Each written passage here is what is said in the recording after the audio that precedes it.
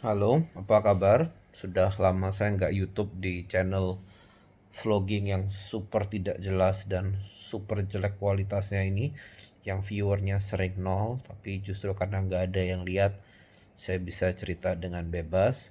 Dan saya mau buat sebuah topik, itu yang disebut dengan pseudoscience, yaitu ilmu pengetahuan yang berbohong.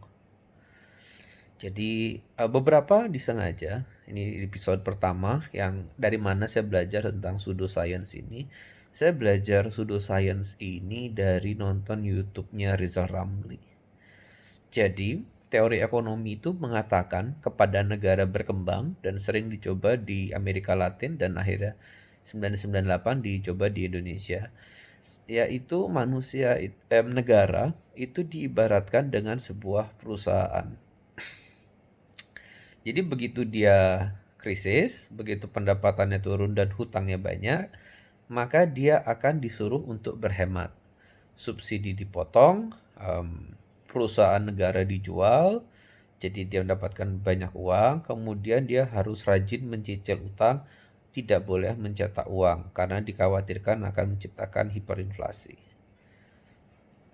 Jadi itu namanya teori austerity. Teori ini dicoba berkali-kali di Amerika Latin, di Indonesia tahun 98, dan terakhir di Yunani tahun 2008.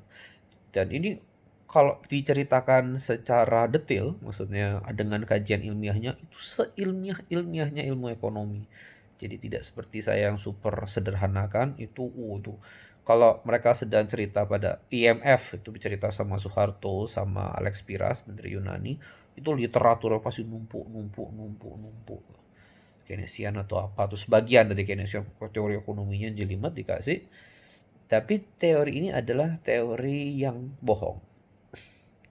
Ada teori konspirasi yang mengatakan IMF bodoh, ada teori konspirasi yang mengatakan IMF pintar tapi nipu. Saya lebih setuju sama yang kedua.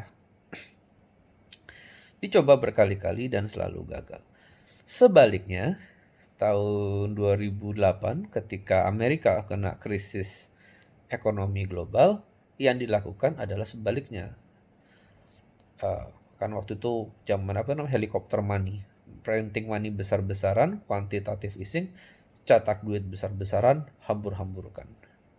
Pokoknya government spending harus dipompa setinggi-tingginya, kalaupun itu memicu inflasi, bodo amat urusan belakang. Kemudian ya mereka pintar, katanya uangnya kan didistribusikan seluruh dunia.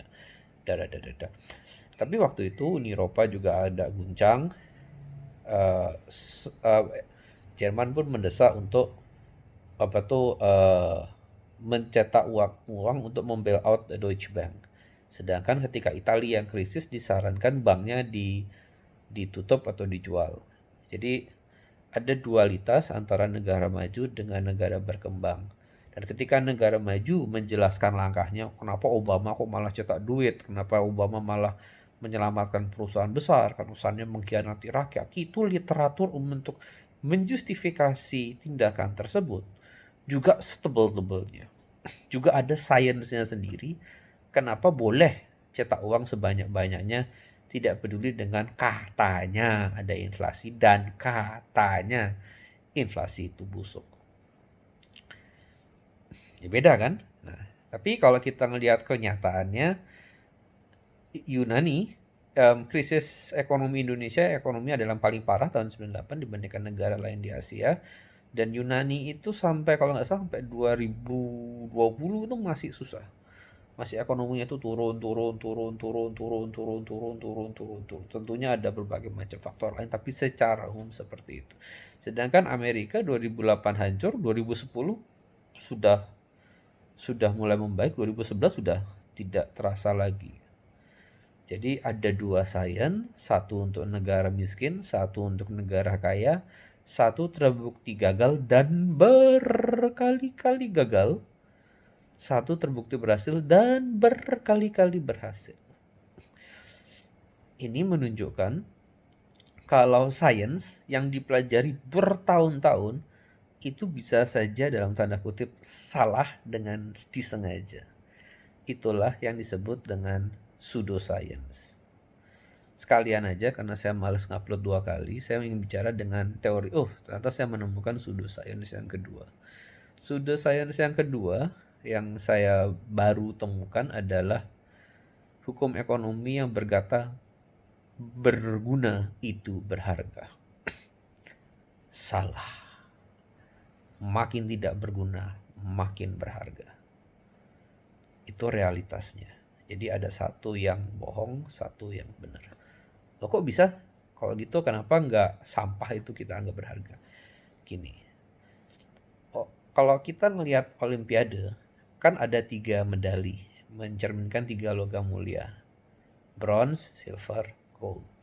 Dari 3 medali, dari 3 logam itu, pertanyaannya mana yang paling berharga? Oh tentunya nomor 1 emas, nomor 2 perak, nomor 3 tembaga. Bener kan? Makanya rankingnya seperti itu, juara 1 emas, juara 2 perak, juara 3 tembaga. Pertanyaannya, yang mana yang paling berguna? Kebalik, yang paling berguna tembaga. Kan tembaga itu paling sering dipakai untuk urusan listrik. Jadi kalau tiba-tiba saja tidak ada tembaga di dunia ini, kebudayaan kita, karena nggak ada listrik, nggak ada wifi, nggak ada internet, itu regress ke zaman Napoleon. Sekitar 1815. Tidak ada telepon, semua surat pakai kuda. Kemudian silver juga banyak dipakai untuk industri. Makanya silver dianggap logam setengah mulia, setengah logam industri. Kalau tembaga masih dianggap 100% atau 80-90% logam industri. Silver juga banyak kebutuhan industrinya untuk berbagai macam alat, lebih berguna, lebih murah. Gold paling tidak berguna di antara 3 itu, tapi masih ada kegunaannya. Kalau tidak ada emas itu ada di setiap HP. Jadi bagian dari HP itu masih pakai emas. Jadi masih ada kegunaannya. Masih ada. Tapi tidak sevital perak dan tidak sevital tembaga. Tapi mungkin teman-teman akan berargumen, oh emas itu berharga karena faktor sejarah, karena faktor hedging melindungi dari inflasi, karena faktor argumen time memorial sudah begitu dari sononya, karena emas itu terbatas, karena emas mungkin lebih langka daripada perak dan berlian, Oke, fair enough. Jadi ada satu lagi komoditas yang lebih tidak langka dan lebih mahal dan lebih tidak berguna, yaitu berlian. Berlian itu tambangnya sedikit di dunia, tapi sekali ketemu itu besar sekali. Besar sekali. Di Afrika Selatan tambangnya besar sekali. Satu, itu tidak langka. Yang kedua, emas itu mau tidak mau, suka tidak suka, itu tidak bisa diciptakan manusia. XAU itu sampai sekarang belum ketemu teknologinya untuk diciptakan di laboratorium dengan sebuah teknologi lain. Berlian itu bisa diciptakan. Berlian itu tidak lebih dari karbon.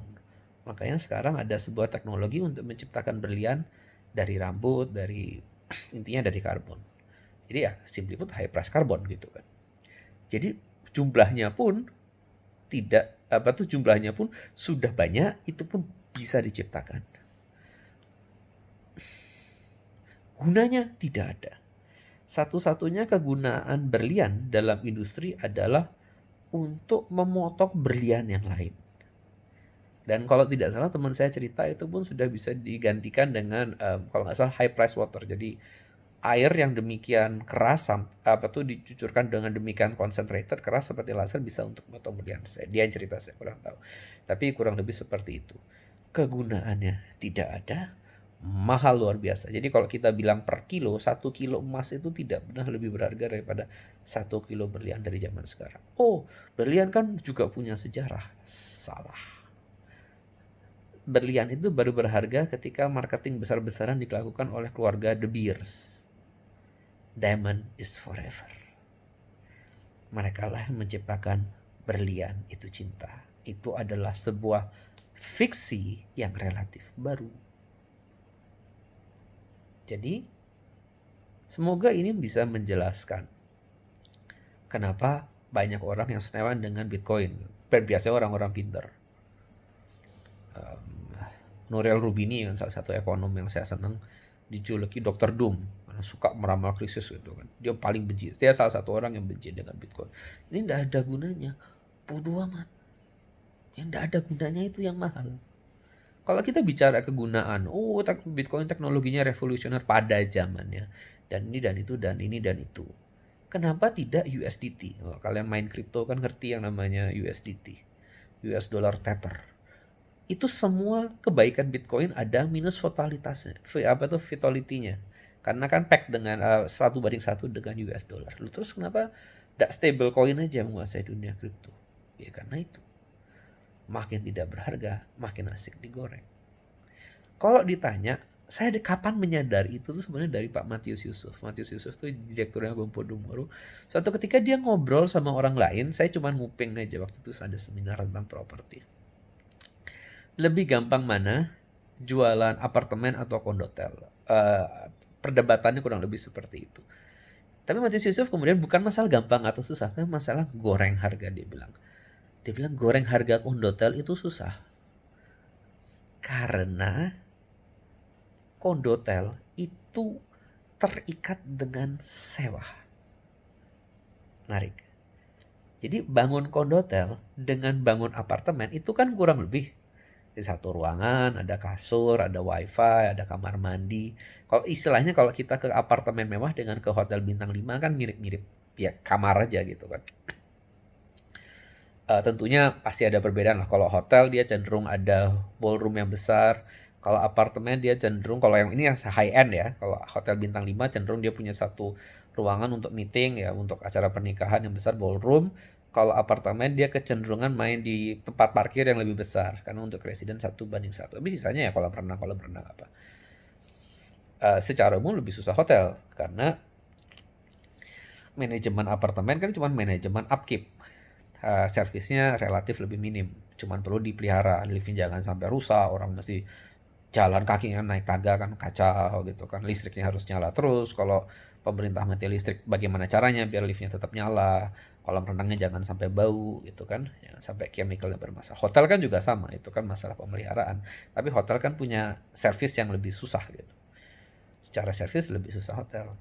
Tapi kalau kita jualan apartemen, cuannya bisa lebih gede karena gorengnya lebih asik. Karena kan hotel itu kan ada batasnya. Kalau kita mau bisnis dan anggaplah mungkin Pullman di Jakarta, saya nggak tahu harganya, anggaplah 3 juta semalam gitu kan. 3 juta semalam, anggaplah hoteliernya sakti jualan 300 hari setahun, anggaplah 900 juta. Limitnya kan di sana. Anggaplah 900 juta per tahun. Kemudian kita tarik net present value bla bla bla bla bla. 900 juta kali anggaplah 5 gitu, 4,5 miliar loh per tahun harga unitnya. Susah untuk goreng itu susah. Karena orang bakal bilang, itu sewanya segini. Dan kita kan nggak bisa ngibul. Kita kan nggak bisa bilang, harga Pullman nanti 10 juta semalam ya kan nggak bisa gitu. Kita akan sewakan 700 sehari setahun kan nggak bisa. Hari setahun cuma 365. Tapi kalau jualan apartemen, tidak terikat dengan apa-apa. Emotional value. Selama menurut Anda keren, Anda beli. Orang beli apartemen tidak terikat dengan potensi sewa.